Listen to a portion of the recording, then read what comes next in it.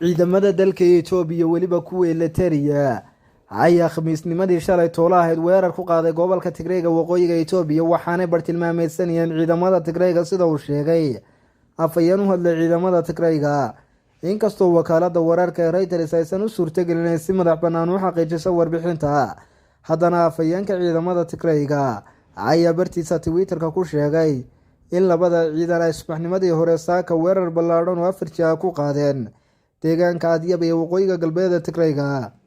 afayeenka dowladda Itoobiya, afayeenka militariga Itoobiya iyo afayeenka ra'iisul wasaaraha Itoobiya iyo sidoo kale wasiirka warfaafinta Eritrea ayaan si degdeg ah uga jawaabin codsiyo ku saabsan inay ka jawaabeen eedeymahani.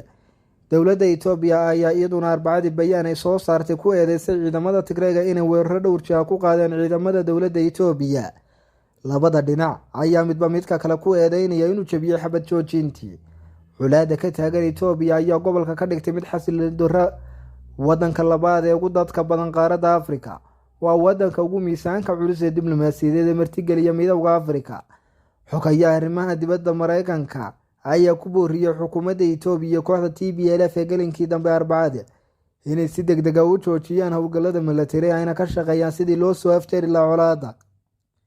Eritrea ayaa ciidamo u dirtay Tigreega si ay u taageeraan militariga Itoobiya kadib markii uu dagaal ka qarxay Noofembar 2020 inkastoo labada wadanba ay si cad u beeniyeen joogitaankooda muddo ku dhow 5 bilood iyadoo eedamahana ay kor u kaceen kufsi wadareedo dilal xaq dhaaf ah oo loo geysanayay intuu dagaalku socday dadka rayidka iyo weliba biliqo.